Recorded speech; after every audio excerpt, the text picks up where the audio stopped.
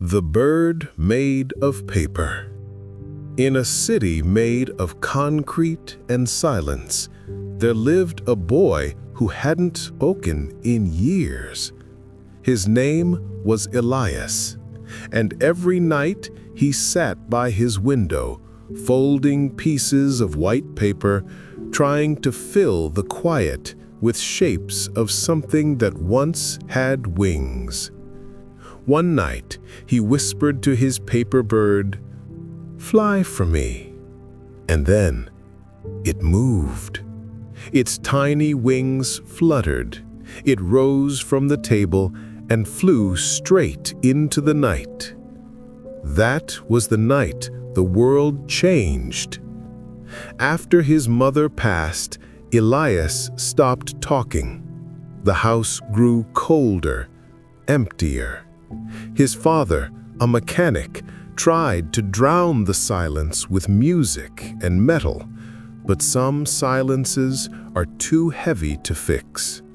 Then Elias found her old sketchbook, birds on every page, and one message written in her hand. Words can fly if you let them. He didn't understand. Not until that paper bird came alive. Soon he made more. Each bird carried something he couldn't say aloud. "I miss you. I'm sorry. I wish she was still here." And somehow, those words took flight across the city. People woke to find paper feathers on their balconies, glowing faintly in the dark. The news called it the miracle of the paper sky. Every night, Elias folded more birds, and soon others did too. People began writing their own secrets, love, regret, forgiveness, and letting them fly into the night. The city glowed with thousands of paper wings. It was beautiful. It was healing. Until the sky began to change. The glowing birds started to vanish, one by one. Elias saw it, a dark figure in the clouds, long fingers, no face, grabbing the birds and swallowing their light. The old stories whispered about it. The collector of wings, a shadow that feeds on unspoken truths. The more secrets people released, the stronger it grew. And Elias knew he had to stop it. He folded one last bird, bigger, brighter, and sharper than any before.